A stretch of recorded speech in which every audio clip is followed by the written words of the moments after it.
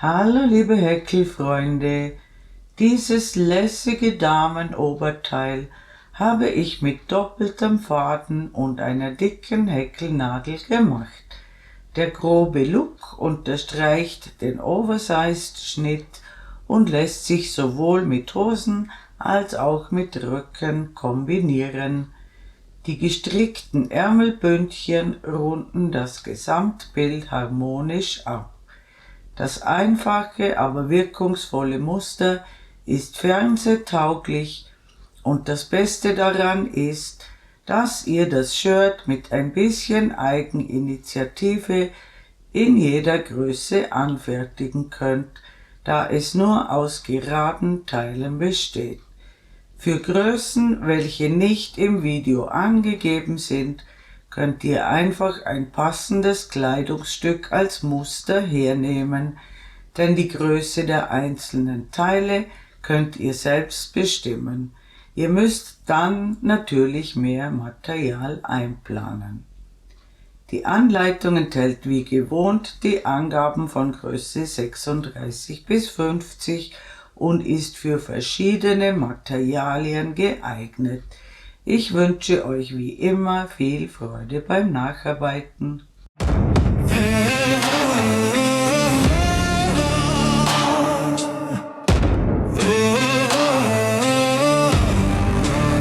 Wir sind 50.000. Die Häkelnadel ruht nie lang. Ihr Klicken ist ein wunderbarer Klang. Das entstehende Werk bringt Freude dir. Mach mit und häkle mit mir. Schick und Karin. Dieses Projekt kann mit unterschiedlichen Materialien gehäkelt werden. Wählt die Nadelstärke passend zu eurer Wolle. Achtung! Die Verwendung völlig anderer Materialien ändert den Verbrauch. Die Informationen auf dieser Seite bieten euch die Möglichkeit, die verwendete Wolle mit anderen Garnen zu vergleichen. Die wichtigsten Parameter für einen Vergleich sind neben der Zusammensetzung die Lauflänge pro 50 Gramm und die auf der Banderole angegebenen Nadelstärken. Bei den Materialangaben handelt es sich immer um Richtwerte. Die Verwendung anderer Wolle oder anderer Nadelstärke kann den Materialverbrauch beeinflussen. Deshalb solltet ihr immer genügend Material kaufen bzw. die Nachkaufmöglichkeit sicherstellen. Das verwendete Muster verlangt für die Anschlagskette bei Verwendung des elastischen Anschlags eine Maschenzahl teilbar durch 4 plus 2 zusätzliche Maschen. Die Arbeitsreihenfolge ist bei diesem Projekt folgendermaßen: Wir fertigen zunächst eine Maschenprobe mit 30 Maschen an. Wir werten die Maschenprobe anschließend gemeinsam aus. Dann häkeln wir das Rückenteil. Dann häkeln wir das Vorderteil inklusive Halsausschnitt. Dann schließen wir die Schulternähte. Wir häkeln dann die Abschlusskante am Halsausschnitt. Danach stricken wir zweimal den Ärmelbund dran. Danach schließen wir die Seitennähte und am Schluss häkeln wir die untere Abschlusskante. Das von mir verwendete Ersatzstäbchen bietet aus meiner Sicht folgende Vorteile. Der Rand des Häkelstücks ist stabiler. Ein musterbedingter Rollrand lässt sich später leichter in die gewünschte Form bringen. Das Stäbchen passt besser ins Maschenbild. Das Stäbchen hat einen schönen Maschenkopf, in den man in den Folgereihen leicht einstechen kann. Meine Anleitungen sind von Anfang bis Ende wohl durchdacht und genau erklärt. Die meisten Fragen beantworten sich erfahrungsgemäß von selbst, wenn man das Video aufmerksam und zur Gänze anschaut. Für berechtigte Fragen stehe ich gerne und ausschließlich via Kommentarfunktion sowie in meiner Facebook-Gruppe Schick Umgang mit Karin zur Verfügung, sobald es meine Zeit erlaubt. Für Änderungen des Designs, der Machart, des Musters oder andere Sonderwünsche stehe ich grundsätzlich nicht zur Verfügung. Für dieses Projekt häkeln wir zunächst eine Maschenprobe mit 30 Maschen und werten diese später gemeinsam aus. Ihr müsst diese Maschenprobe mit der gleichen Wolle und der gleichen Nadelstärke häkeln, die ihr später für das Projekt verwendet. Ich häkle dieses Projekt mit doppeltem Faden, das bedeutet, ich verwende 2 Knäuel gleichzeitig und ich häkle mit einer Häkelnadel 5 mm und ich beginne mit einer Anfangsschlinge. Ich zeige euch zunächst ein paar Maschen im elastischen Anschlag. Ich häkle 2 Luftmaschen. Ich drehe die erste Luftmasche um, sodass 2 Fäden oben sind und einer unten. Ich hole den Faden durch. Ich ziehe den Faden durch eine Schlaufe durch und dann durch die anderen 2.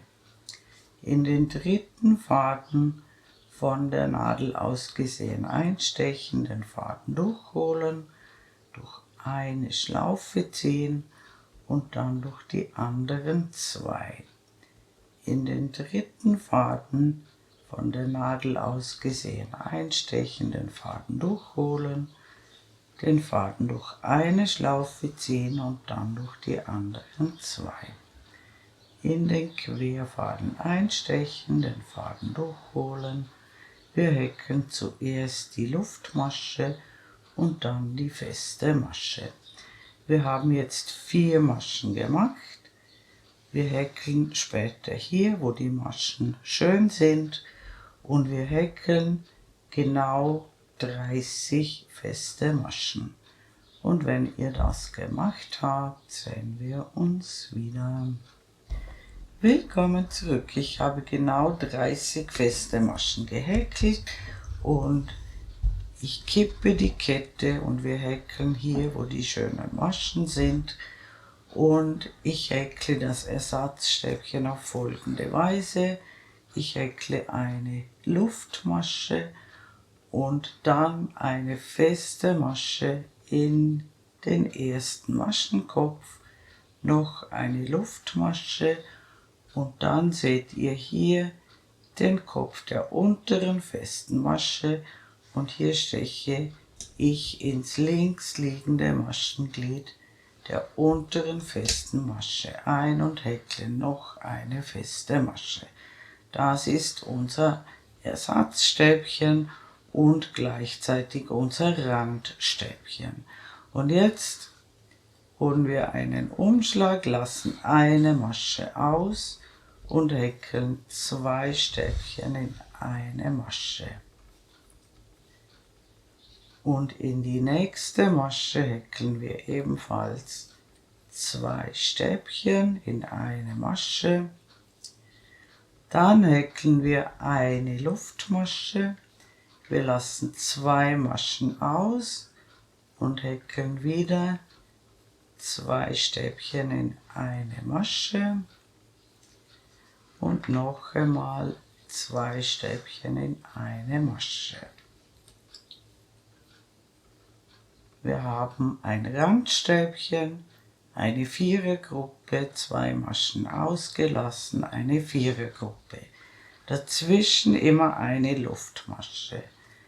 Wir häkeln also eine Luftmasche, lassen 2 Maschen aus und häkeln wieder 2 Stäbchen in eine Masche und in die nächste Masche ebenfalls 2 Stäbchen in eine Masche und dann eine Luftmasche. Das bedeutet, das Teil wird ein wenig weiter nun als der Anschlag. Das ist so gewünscht und der Anschlag kann später einfach ein bisschen gedehnt werden und dann passt das zusammen. Eine Luftmasche, 2 Maschen auslassen, 2 Stäbchen in eine Masche, noch einmal 2 Stäbchen in eine Masche, eine Luftmasche, 2 Maschen auslassen, 2 Stäbchen in eine Masche häkeln, noch einmal 2 Stäbchen in die nächste Masche, eine Luftmasche, 2 Maschen auslassen, wieder eine Vierergruppe häkeln, verteilt auf 2 Maschen,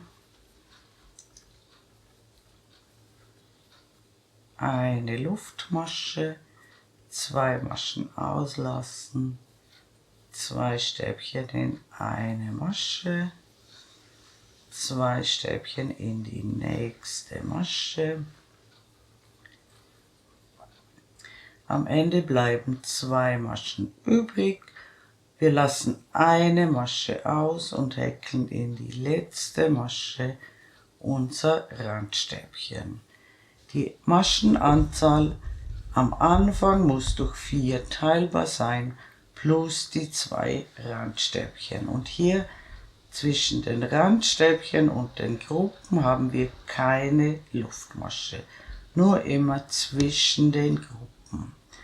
Und diese Reihe, die wir soeben gemacht haben, wird nun im Prinzip stets wiederholt.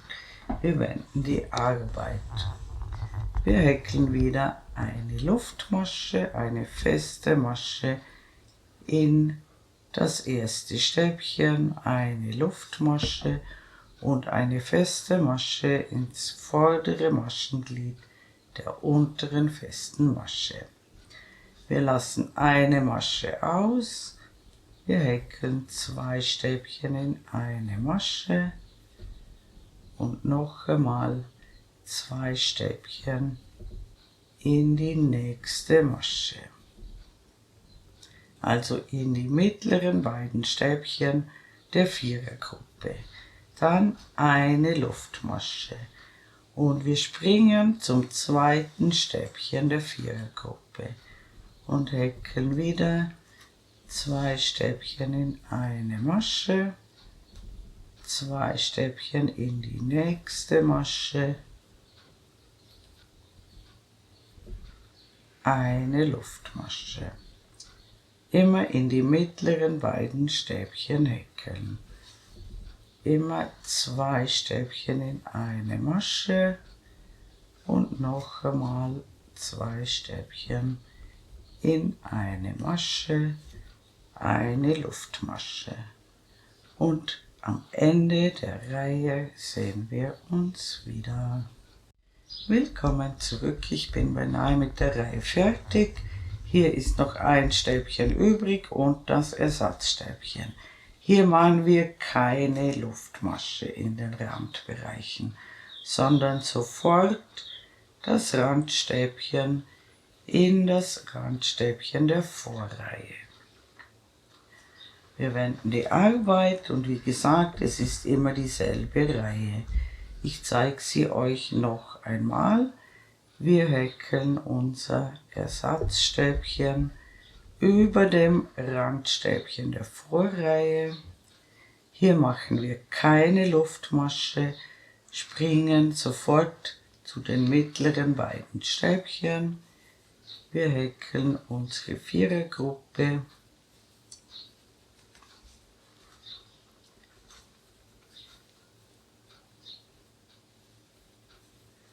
Und zwischen den Gruppen häkeln wir eine Luftmasche. und dann immer in die mittleren 2 Stäbchen, 2 Stäbchen in eine Masche und noch einmal 2 Stäbchen in eine Masche. Und ganz wichtig, zwischen den Gruppen eine Luftmasche und am Ende der Reihe sehen wir uns wieder. Willkommen zurück, ich bin beinahe mit der Reihe fertig. Am Ende der Reihe häkeln wir hier keine Luftmasche, wir lassen eine Masche aus und häkeln ins Randstäbchen der Vorreihe wieder ein Randstäbchen. Und wir wenden die Arbeit. Das Ganze sieht jetzt so aus. Und wie gesagt, diese elastische Kante können wir ein bisschen dehnen. Und dann haben wir ein schön rechteckiges Teil. Und ich erkläre euch auch die schöne Seite. Rein vom Muster her gibt es keine schöne Seite. Das Muster sieht auf beiden Seiten gleich aus, aber ich bestimme eine schöne Seite. Das brauchen wir später beim Zusammenfügen der Teile. Und bei mir ist die schöne Seite hier gut erkennbar an der Anschlagskante. Die ist hier glatter als auf der Rückseite. Hier ist sie rauer und der Faden, mit dem wir begonnen haben, hängt rechts unten. Das ist also die schöne Seite. Und wir häkeln jetzt diese Maschenprobe circa 10 cm hoch und dann machen wir gemeinsam die Auswertung und dann sehen wir uns wieder. Willkommen zurück, ich habe circa 10 cm hoch gehäkelt. Bei mir sind das 6 Reihen und meine Maschenprobe ist 25 cm breit und wir haben ja alle 30 Maschen angeschlagen. Das bedeutet, wir schreiben uns auf, 30 Maschen ist gleich eben die Zentimeter, die ihr gemessen habt, bei mir 25 cm. Und wir können auch gleich aufschreiben, dass 10 cm in der Höhe bei mir 6 Reihen sind. Auch diese Zahl kann bei euch anders sein.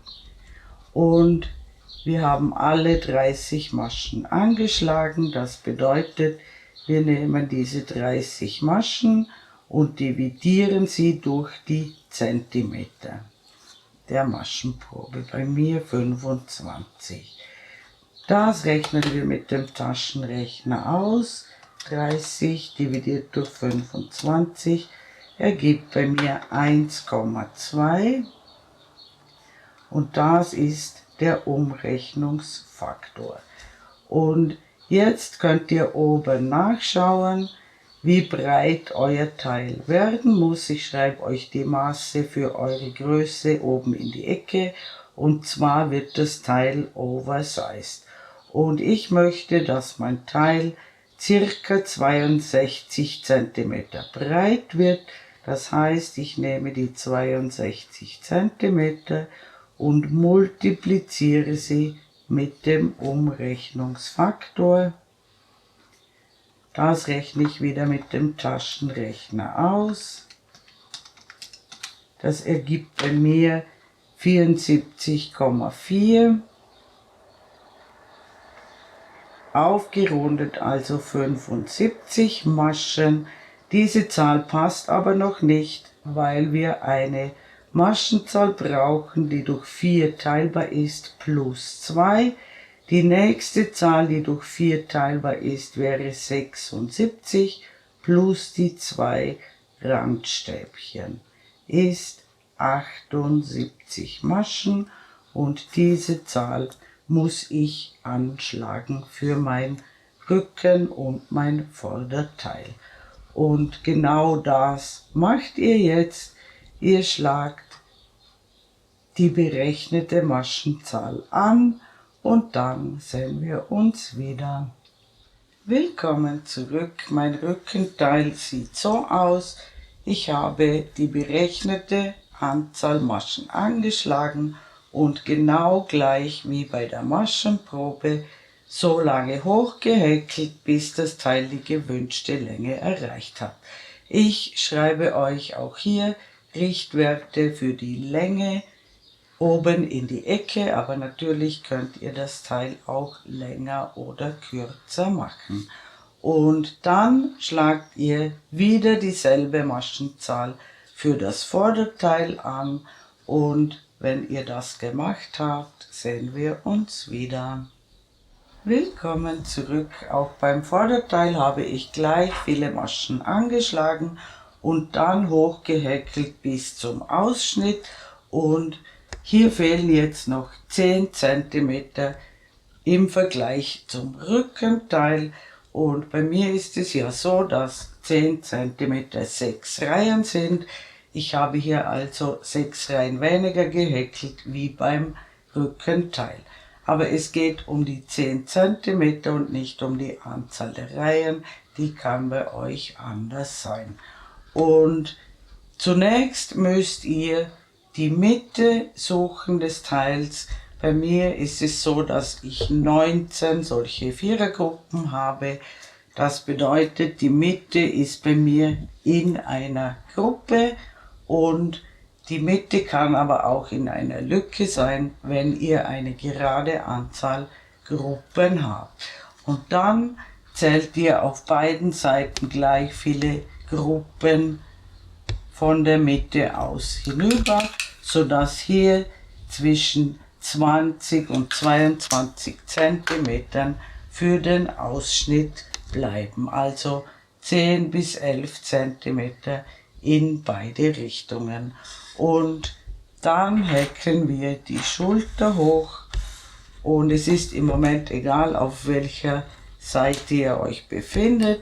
Wir häkeln einfach zuerst eine Seite und dann die zweite Seite. Und wir häkeln jetzt bis zum Maschenmarkierer im selben Muster weiter. Und wenn ihr dort angekommen seid, sehen wir uns wieder.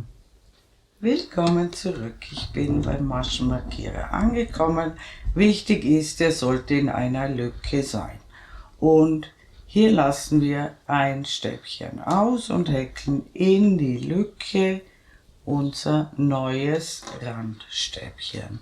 Und dann wenden wir die Arbeit und häkeln im gleichen Muster wie bisher die fehlenden Reihen hinauf bis zur Schulter.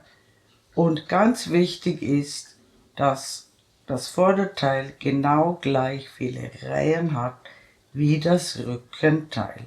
Messen allein ist zu ungenau. Ihr müsst die Reihen zählen. Und ich mache diese Seite fertig und dann sehen wir uns wieder bei der zweiten Seite der Schulter. Willkommen zurück. Ich habe die erste Seite hochgehäkelt. Ganz wichtig, es sind genau gleich viele Reihen insgesamt wie beim Rückenteil. Und da ich hier bei der Außenseite geendet habe, habe ich hier 3 Meter Faden dran gelassen. Das könnte bei euch auch auf der anderen Seite der Fall sein. Und für die zweite Seite beginnen wir hier bei diesem Maschenmarkierer und hier habe ich einen Knoten gemacht und den Faden in der Lücke angeknotet. Und wir stechen in die Lücke ein, holen den Faden, häkeln eine Luftmasche, dann eine feste Masche und wir häkeln das Ersatzstäbchen wie gewohnt zu Ende und dann beginnen wir wieder mit den Vierergruppen, genau wie immer, und wir häkeln genau gleich viele Reihen hoch wie auf dieser Seite. Und wenn ihr das gemacht habt, sehen wir uns wieder. Willkommen zurück. Ich habe das Vorderteil beendet und auf das Rückenteil draufgelegt Und zwar so, dass die schöne Seite innen ist. Die erkennt ihr hier an der glatteren Anschlagskante. Und wir schließen nun die Schulternähte und zwar von außen nach innen.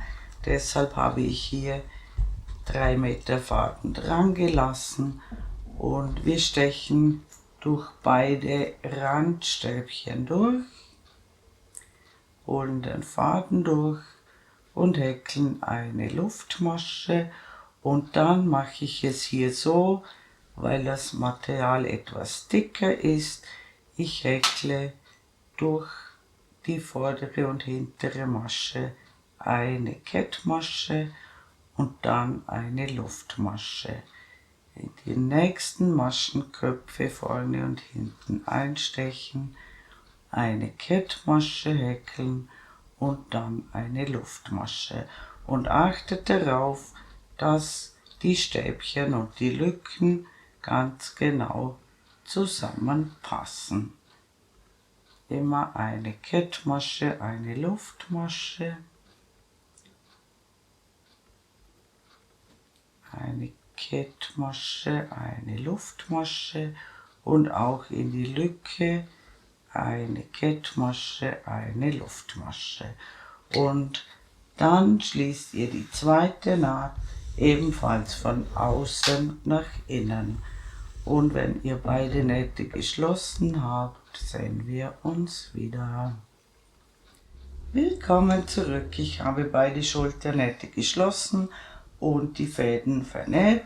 Hier seht ihr die Naht auf der schönen Seite, hier ist die Innenseite und wir befinden uns auf der schönen Seite.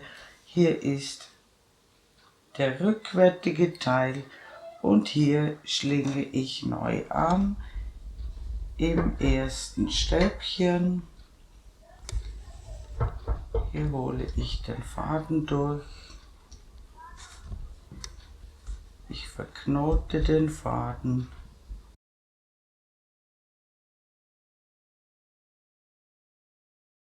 Ich steche noch einmal in dieselbe Masche ein, hole den Faden durch und häkle eine Luftmasche und dann eine feste Masche.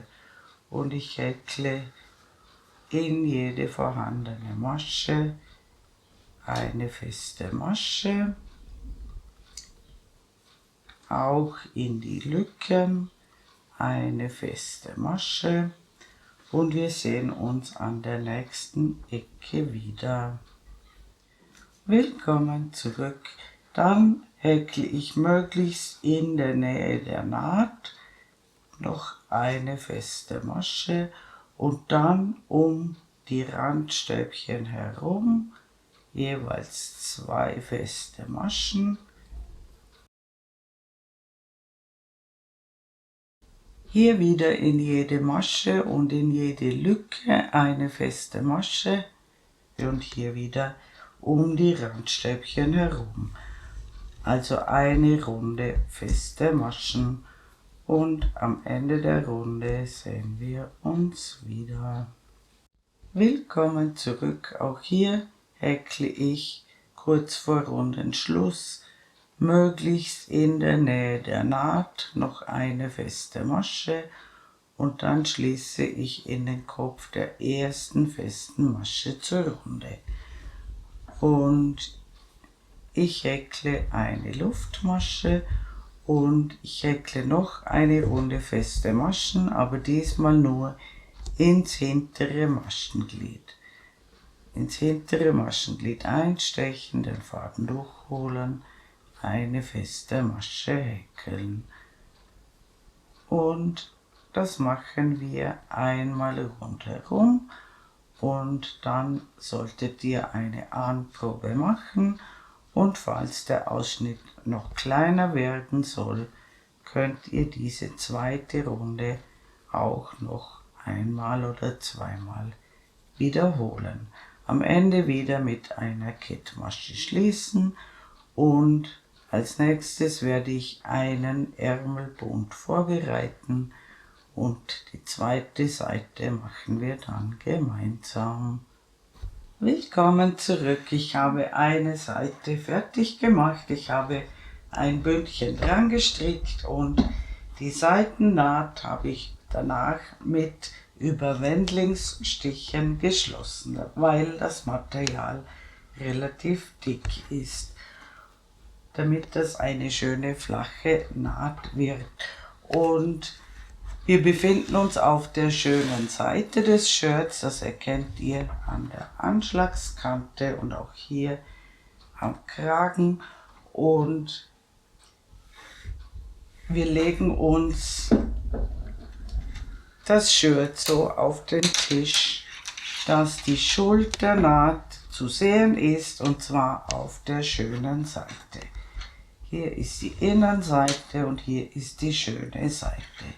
Und dann messen wir von der Schulternaht auf beiden Seiten das angegebene Maß hinunter, und hier dürfen wir nicht zu kleinlich sein, denn das Bündchen zieht stark zusammen und der Ärmel wird dann deutlich schmaler und zusammengezogen.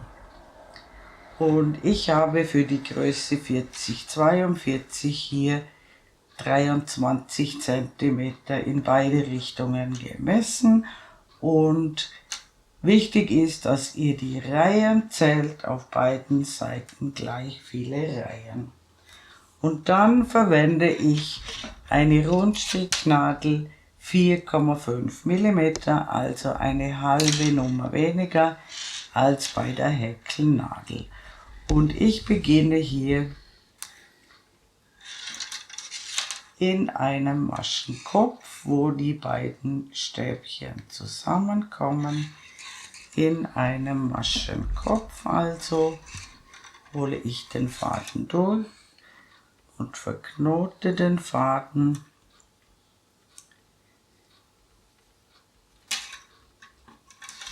Und dann hole ich noch einmal den Faden durch und nehme eine Masche auf. Und dann nehme ich aus dem Randstäbchen eine Masche auf und dann wieder an der Stelle, wo die Stäbchen zusammenkommen, eine Masche. Dann wieder aus dem Randstäbchen heraus eine Masche und immer eine Masche da, wo die Stäbchen zusammenkommen.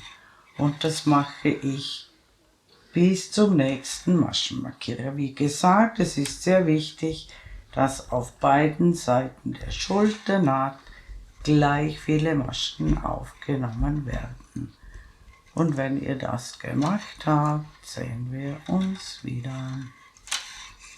Willkommen zurück. Ich habe auf beiden Seiten der Schulternaht gleich viele Maschen aufgenommen und ich ende auch hier in einer Verbindungsstelle. Und wir wenden die Arbeit. Und jetzt stricken wir im Muster eine Masche rechts, eine Masche links. Das Bündchen, ich stricke immer zuerst eine Randmasche, da hole ich den Faden von hinten und dann stricke ich eine Masche rechts, eine Masche links im Wechsel. Und am Ende der Reihe sehen wir uns wieder. Willkommen zurück. Da wir eine gerade Maschenzahl haben, endet die Reihe mit einer Masche links und die letzte Masche hebe ich ab mit dem Faden vor der Arbeit. Und dann wende ich wieder die Arbeit und beginne wieder mit der Randmasche. Und ich stricke das Bündchen circa 6 cm breit und ich stricke eine gerade Anzahl Reihen. Wir befinden uns dann zum Abketten wieder auf der schönen Seite. Und wenn ihr so weit gekommen seid, sehen wir uns beim Abketten wieder. Willkommen zurück. Mein Bündchen ist circa 6 cm breit. Ich befinde mich wieder auf der schönen Seite, das erkennt ihr an der Schulternaht. Und ich kette folgendermaßen ab. Ich stricke 2 Maschen verschränkt zusammen. Dann hole ich diese Masche wieder zurück auf die linke Nadel und stricke 2 Maschen verschränkt zusammen, zurückholen auf die linke Nadel und 2 Maschen verschränkt zusammenstricken. Und das mache ich die ganze Reihe so und am Ende der Reihe sehen wir uns wieder. Willkommen zurück. Ich habe alle Maschen abgekettet und das Bündchen könnt ihr jetzt ein bisschen dehnen und am Ende häkle ich eine Luftmasche und ich lasse hier ein etwas längeres Stück Faden dran. Das können wir zumindest für ein Stück Naht verwenden. Und wir sehen uns gleich bei der Seitennaht wieder. Willkommen zurück. Ich habe die Seitennaht mit ein paar Klammern fixiert. Es ist sehr wichtig, dass die Reihen genau aufeinander passen. Und ich habe den Faden in eine Wollnadel eingefädelt und ich schließe die Naht mit dem Überwendlingsstich, also einfach immer durch die Randmaschen durchstechen.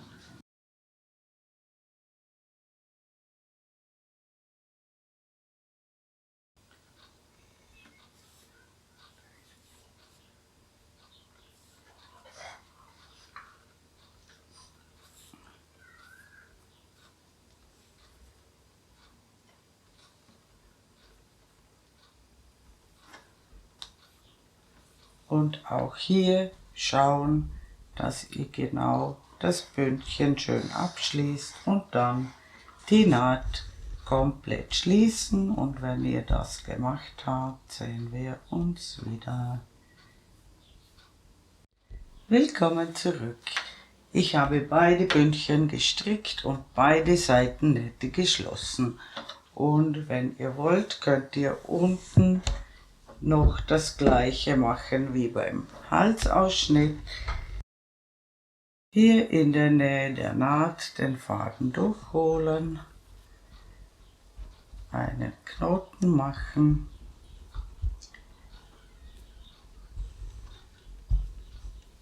in dieselbe Masche einstechen, den Faden durchholen, eine Luftmasche häkeln und dann eine feste Masche. Und hier könnt ihr in jede vorhandene Einstichstelle eine feste Masche häkeln und ich steche hier tief ein. Ich verwende nicht nur den obersten Faden. Und dann als zweite Runde, gleich wie beim Halsausschnitt, eine Runde feste Maschen ins hintere Maschenglied häkeln.